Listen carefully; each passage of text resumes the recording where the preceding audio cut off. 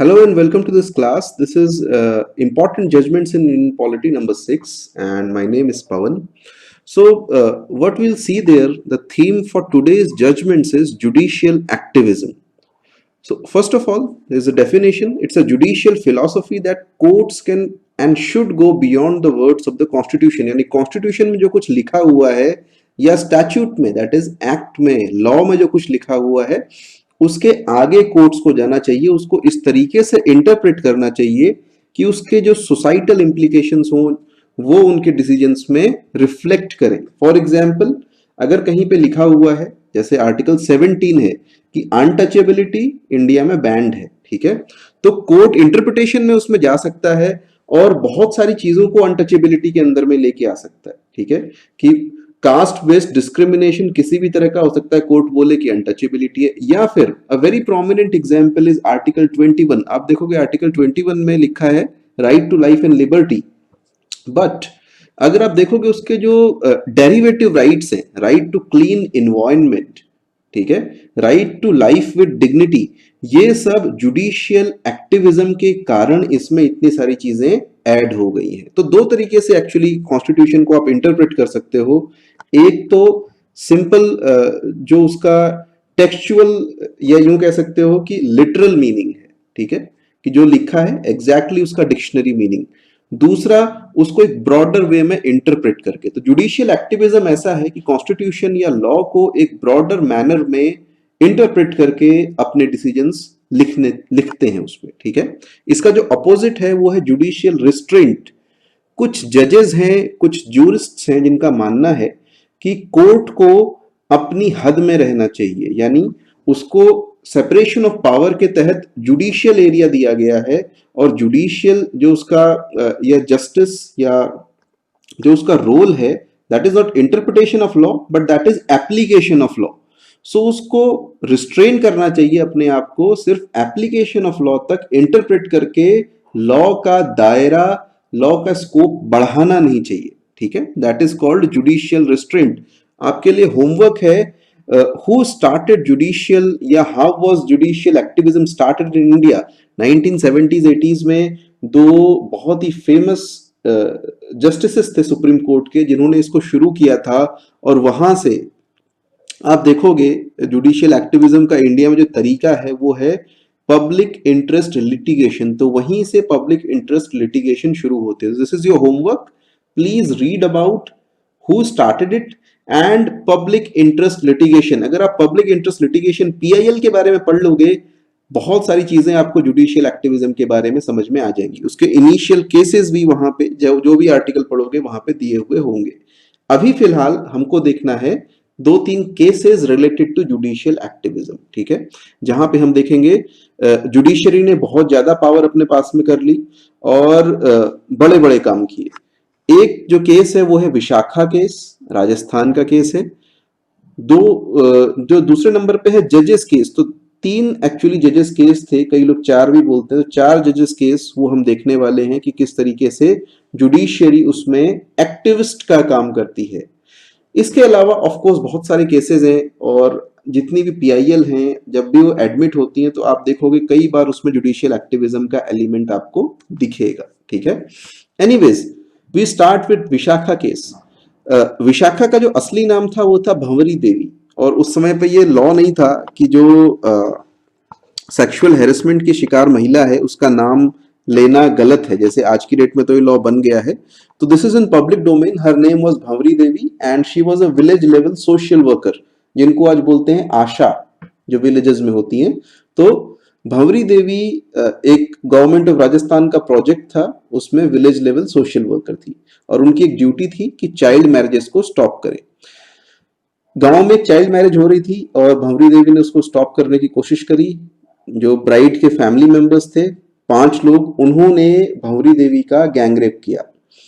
उन्होंने police complaint file की, बहुत लंबा केस चला, लेकिन जो अक्यूज थे दे वर एक्विटेड इन ट्रायल कोर्ट. और बहुत ही अजीब सी रीजनिंग थी उसमें. If I remember correctly, court का कहना था कि यहाँ पे एक अंकल, एक चाचा और एक भतीजे, दोनों पे इल्जाम लगा है, एंड इट इज इनकंसीवेबल, ये असंभव बात है कि चाचा और भतीजे एक साथ मिलकर के रेप कर दें, ठीक है. So on that grounds I think she was not provided justice, जो अक्यूज थे वो छूट गए थे। एनीवेज, उन्होंने विशाखा के नाम से यानी एक सूडोनिम से सुप्रीम कोर्ट में एक एप्लीकेशन फाइल करी और बोला कि वर्क प्लेस पर सेक्सुअल हैरेसमेंट खत्म होना चाहिए, जेंडर इक्वालिटी होनी चाहिए, इसके लिए सुप्रीम कोर्ट कुछ गाइडलाइंस जारी करे। And it's a very famous case.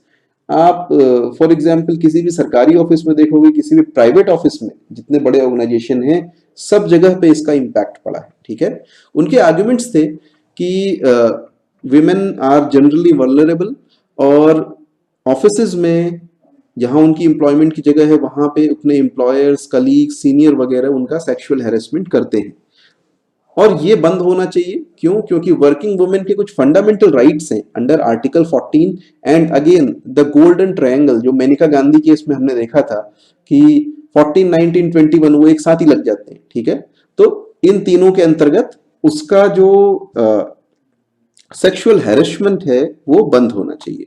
Anyways, supreme court ने इसको एक्सेप्ट किया as a PIL, that is public interest litigation. See, PIL में जो बेसिक चीज होती है वो होती है locus standi. There is no concept of locus standi in PIL. मतलब क्या है? फॉर एग्जाम्पल, मैं अगर रास्ते में जा रहा हूं और किसी ने मेरे को एक झापड़ मार दिया, तो I can go to police या कोर्ट में जाकर के कंप्लेंट कर सकता हूं, उसके अगेंस्ट में केस कर सकता हूं, असॉल्ट का या जान से मारने का, जो कुछ भी। ठीक है, लेकिन जब मैं ये केस करूंगा तो मेरे अलावा कोई और वो केस नहीं कर सकता। फॉर एग्जाम्पल, कोई राह में चलता हुआ आदमी जा रहा है, उसने देखा कि मुझे किसी ने झापड़ मार दिया, तो वो जाके केस नहीं कर सकता कि भाई पवन पांडे के किसी ने झापड़ मार दिया है, इसलिए इनको जस्टिस मिलना चाहिए। इसमें इसका मतलब है मेरी एक लोकस स्टैंडाई है, मेरा कुछ आधार है कोर्ट में केस करने का।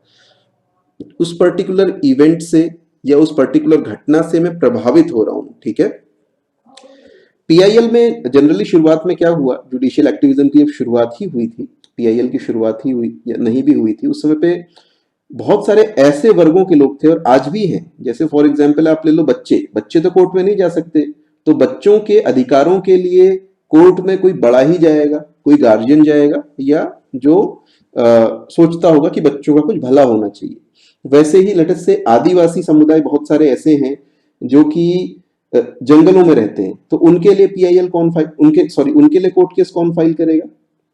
या फिर आप देखो कि बहुत सारे डोमेस्टिक वर्कर्स हैं या मजदूर ही हैं, लेट अस से, वो जा सकते होंगे कोर्ट में, फिजिकली जा सकते हैं, लेकिन उनके पास पैसा नहीं है वहां पे केस लड़ने के लिए, या अगर वो केस लड़ेंगे तो मजदूरी कब करेंगे?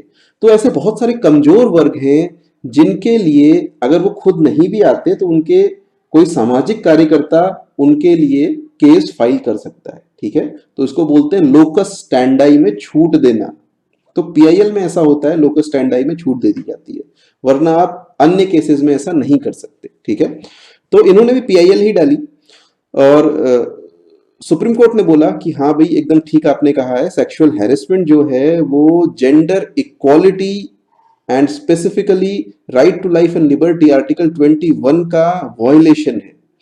आर्टिकल 19(1)(g) का भी ये वॉयलेशन है, क्योंकि 19(1)(g) में लिखा है कि you can freely practice any profession, trade, business etcetera. तो मेन के लिए भी है और वुमेन के लिए भी। ठीक है, and here in the legislature has a responsibility to ensure a mechanism for safety and dignity of women, यानी स्त्रियों की कार्यस्थल में, वर्क प्लेस में सुरक्षा के लिए ये जिम्मेदारी है संसद की, विधानसभाओं की, कि वो कानून बनाए। ठीक, चूंकि उस समय पे कोई ऐसा कानून नहीं था, कोर्ट ने एक अनप्रेसिडेंटेड काम किया, खुद ही कानून बना दिया। सी, कानून बनाने का काम, लॉ मेकिंग का काम is generally the responsibility of the legislature, but here in you will see court ने एक्टिविज्म कहां पे किया? It itself laid some guidelines. And आपको पता है सुप्रीम कोर्ट की, हाई कोर्ट की जो जजमेंट है, these have the force of law, वो लॉ की तरह काम करते हैं। तो वो गाइडलाइंस एक तरीके से लॉ बन गई। ठीक है, ऑल्दो 2013 में आप देखोगे नया एक एक्ट पास हो गया, बट आज भी विशाखा गाइडलाइंस के नाम से जब ऑफिसेज में आता है तो उसको बोला जाता है कि ये विशाखा गाइडलाइंस है। ठीक है, तो क्योंकि एक्ट में भी वही सिमिलर गाइडलाइंस उन्होंने इनकॉर्पोरेट करी थी। क्या चीज है? अब ये इंपॉर्टेंट है। देखिए, विशाखा गाइडलाइंस फॉर एग्जांपल, आप कोई महिलाओं से संबंधित किसी टॉपिक पे आंसर लिखोगे या बात करोगे तो वहां पे विशाखा गाइडलाइंस आपको अगर मेंशन कर देते हो तो ये अच्छा रहेगा आपके आंसर के लिए या आपके बातचीत के लिए, ठीक है। First thing, it is the duty of employer, जो एम्प्लॉयर है जिसके यहाँ आप काम कर रहे हैं उसकी ड्यूटी है, या जो वहां पर रिस्पॉन्सिबल पर्सन है, for example head of department हो सकता है या फिर सुपरवाइजर हो सकता है, to deter and prevent sexual harassment and to provide for resolution settlement and prosecution of such acts. यानी पहले तो रोके, होने ही ना दे, अगर हो जाता है उसको रिजॉल्व करे और प्रोसिक्यूट करे, कोर्ट केस करके उसको प्रोसिक्यूट करे, ठीक है। सेक्सुअल हेरेसमेंट को डिफाइन किया गया कि भाई फिजिकल कांटेक्ट ही नहीं बल्कि आप वर्बली भी सेक्सुअल हेरेसमेंट कर सकते हो, ठीक है। फॉर एग्जांपल सेक्सुअल रिमार्क्स या showing pornography, non verbal conduct भी हो सकता है, आप इशारे कर रहे हो, अश्लील इशारे कर रहे हो, वो भी सेक्सुअल हेरेसमेंट के अंदर में आता है, ठीक है। ये डिफाइन किया गया। डिसिप्लिनरी एक्शन इसमें एम्प्लॉयर लेगा लेकिन पुलिस कंप्लेंट भी फाइल की जाएगी, ठीक है। और इसमें एक मैकेनिज्म बनाया जाएगा, हर ऑर्गेनाइजेशन में एक समिति बनाई जाएगी, एक कमेटी बनाई जाएगी जिसकी हेड एक वुमेन होंगी और उसमें मिनिमम 50% वुमेन मेंबर्स होंगी जो सेक्सुअल हेरेसमेंट की कंप्लेंट्स को सुनेंगी, ठीक। ऐसे ही डिपार्टमेंट में एक फोरम होगा जहां पे महिलाएं अपनी बात, अगर ऐसी कोई घटना होती है तो व्यक्त कर सकती हैं, और ये सारी गाइडलाइंस नोटिफाई की जाएंगी ताकि इसकी अवेयरनेस क्रिएट हो। इंपॉर्टेंस, बहुत अच्छा प्रयास था जेंडर इक्वालिटी लाने के, और आप देखोगे एग्जिस्टिंग लेजिस्लेशन नहीं था, तो ये एक बहुत अच्छा एग्जाम्पल है जुडिशियल एक्टिविज्म में कि इन्होंने एक्चुअल में एक लेजिस्लेशन, एक लॉ बना करके दे दिया। एनीवेज 2013 में sexual harassment at workplace act pass हो गया, तो वो जो लॉ था उसको फॉर्मलाइज कर दिया गया, वो जो गाइडलाइंस थी उनको फॉर्मलाइज कर दिया गया, ठीक है। चलिए अब हम 3 जजेस केस की बात करते हैं। नाउ मैंने पिछले किसी वीडियो में भी बोला था कि this is an important, these are important cases, और यहाँ से बहुत सारे क्वेश्चन ऑब्जेक्टिव भी आते हैं और आपको सब्जेक्टिव क्वेश्चन भी कभी कभी देखने के लिए मिल सकते हैं। वहां पे इससे जो इंसाइट्स आपको मिलेंगी वो आप लिख सकते हो, ठीक है। सो बेसिकली शुरुआत में जब कॉन्स्टिट्यूशन जब लागू हुआ तब से 1980 तक इनफैक्ट जो तरीका था हाई कोर्ट और सुप्रीम कोर्ट में जज अपॉइंट करने का, उसमें प्राइमेसी थी एग्जीक्यूटिव की, यानी कि प्राइम मिनिस्टर जिसको बोलते थे, राष्ट्रपति उसके नाम पे रबर स्टैंप लगाते थे और उसको जज बना देते थे हाई कोर्ट का या सुप्रीम कोर्ट का, ठीक है। 1981 से लगातार 3 केसेस हुए। 1981 में केस हुआ एसपी गुप्ता केस, 1993 में एडवोकेट्स ऑन रिकॉर्ड एसोसिएशन है सुप्रीम कोर्ट में, उसका केस, और 1998 में स्पेशल रेफरेंस केस, ठीक है, जो कि प्रेसिडेंशियल रेफरेंस आर्टिकल 143 के अंडर में गया था। देन एक रीसेंट केस है 2-3 साल पहले, एनजेएसी केस हुआ था। तो इन चारों को बोलते हैं जजेस केस, ठीक है। तो एक एक करके देखते हैं। First of all SP Gupta, 1981 में मिसेस इंदिरा गांधी की गवर्नमेंट थी और उन्होंने एक सर्कुलर निकाला लॉ मिनिस्ट्री ने कि किसी भी हाई कोर्ट में एटलीस्ट 1/3 जजेस स्टेट के बाहर के होंगे।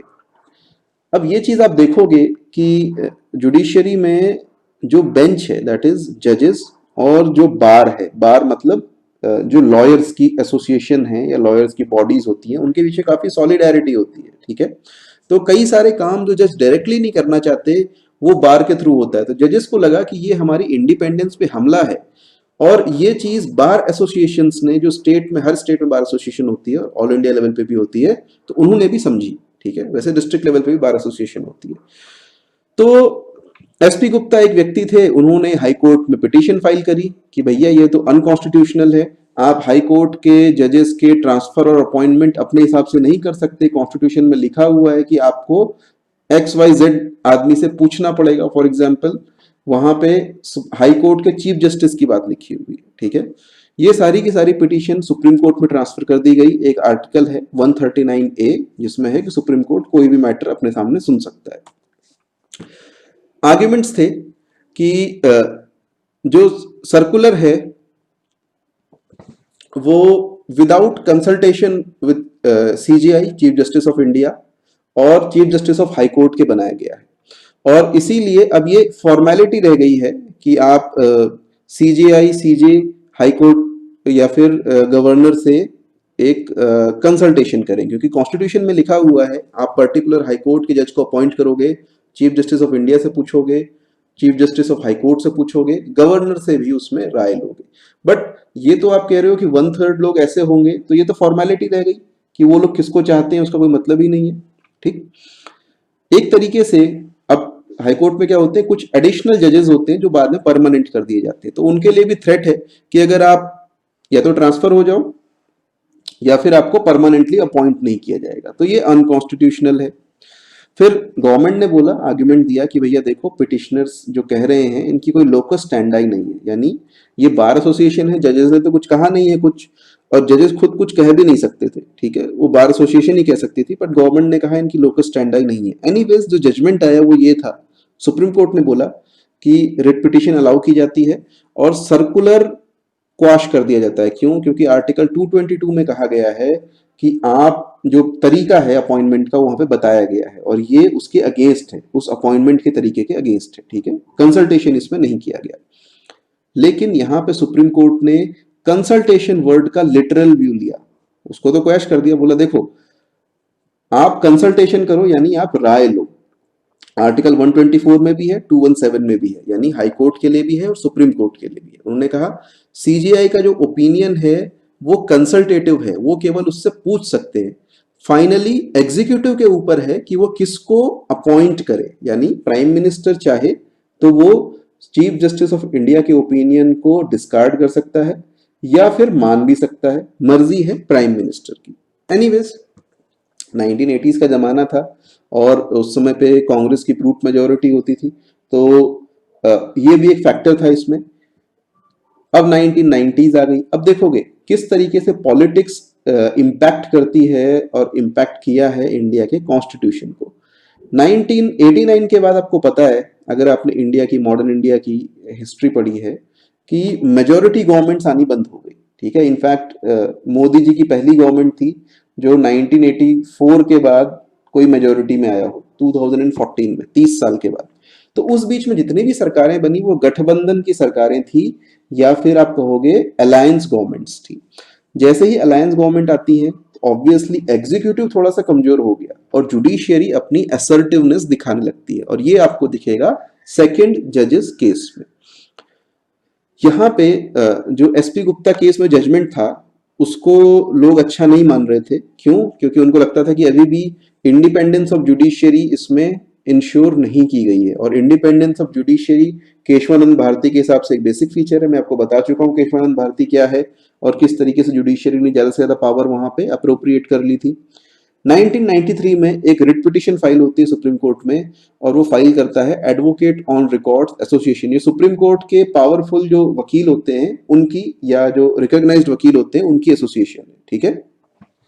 तो उन्होंने कहा कि इस गुप्ता जजमेंट को आप रिकंसिडर करें, दोबारा सोचें इसके बारे में और दोबारा इसमें फैसला दें। इश्यू क्या थे? आपको पता है कि सुप्रीम कोर्ट कोई भी अपना फैसला रिव्यू कर सकता है। जो आर्टिकल है मैं बताऊंगा नहीं, ऑब्वियसली आपको देखना है, ठीक।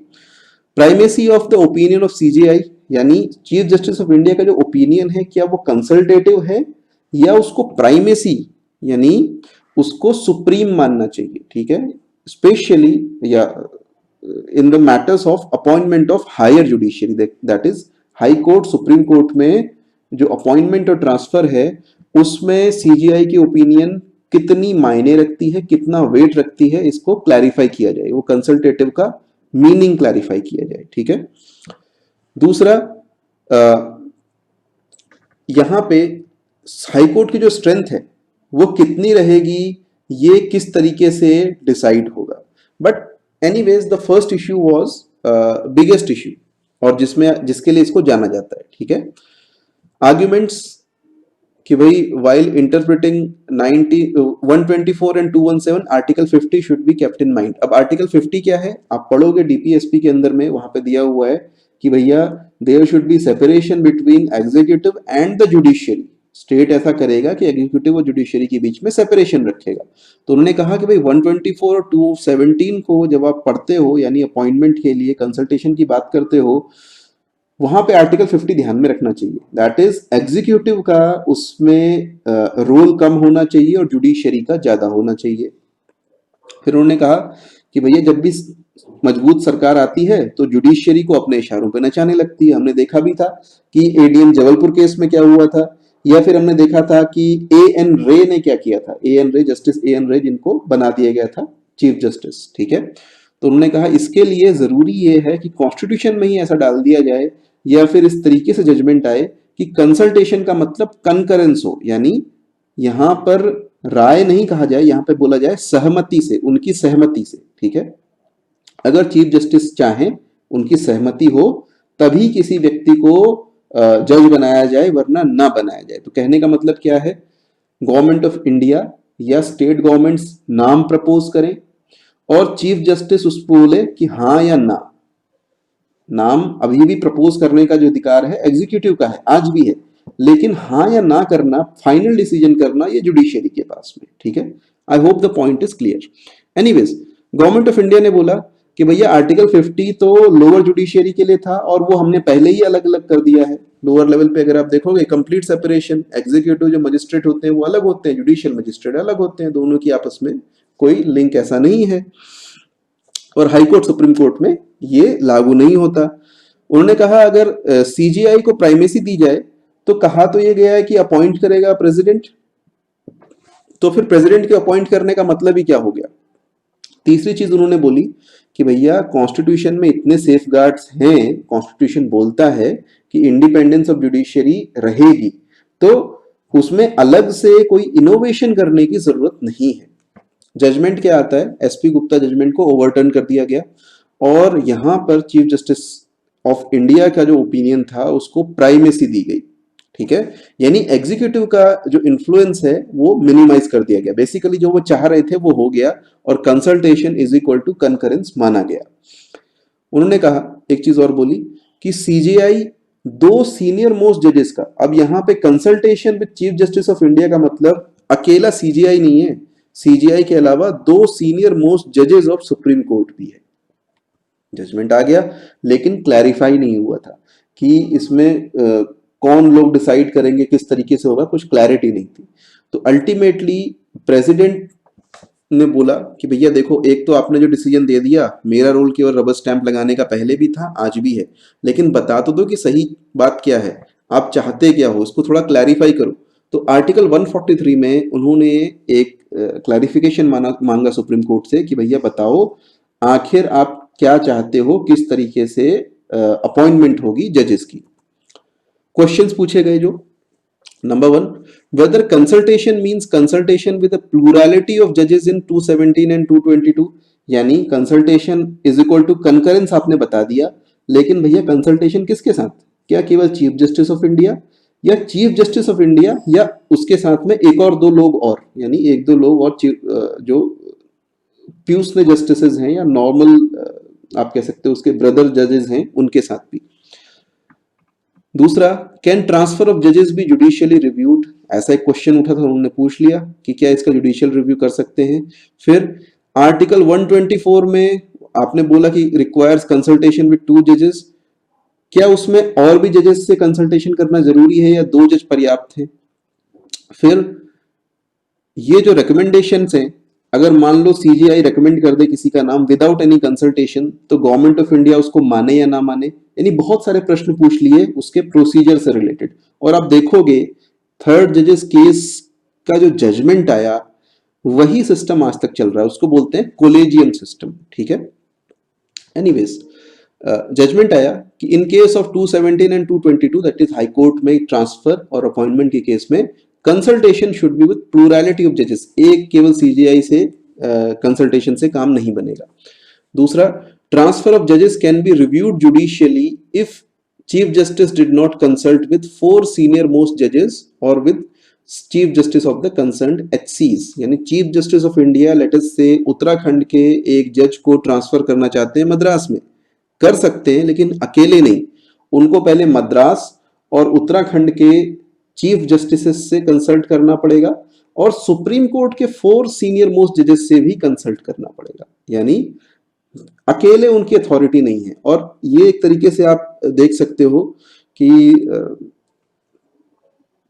It's a sort of collegium, यानी ग्रुप ऑफ पीपल जिनके साथ में उसको कंसल्ट करना पड़ेगा। Okay, Consultation should be with 4 senior most judges for transfer in High Court and appointment in Supreme Court. Similarly, आपको अगर सुप्रीम कोर्ट में नए व्यक्ति को अपॉइंट करना है तो 4 सीनियर मोस्ट जजेस के साथ में भी आपको कंसल्ट करना पड़ेगा सीजीआई को, ठीक है, और या हाई कोर्ट में ट्रांसफर करने हैं। लेकिन हाई कोर्ट में सिर्फ अपॉइंटमेंट के लिए 2 सीनियर मोस्ट जजेस से कंसल्टेशन पर्याप्त होगा, ठीक। यानी सेकेंड पॉइंट जो है वो थर्ड पॉइंट से निकलता है। थर्ड पॉइंट में उन्होंने प्रोसेस दे दिया कि भैया सुप्रीम कोर्ट में अपॉइंटमेंट हो या हाई कोर्ट में ट्रांसफर, 4 लोगों से कंसल्ट करना है। और अगर केवल हाई कोर्ट में अपॉइंटमेंट हो तो सुप्रीम कोर्ट के 2 सीनियर मोस्ट जजेस से आपको कंसल्ट करना है। Anyways, CJ has to consult for making recommendations, और विदाउट कंसल्टेशन अगर वो कोई रिकमेंडेशन करते हैं तो बाइंडिंग नहीं है, उनको सरकार डिसरिगार्ड कर सकती है, ठीक है।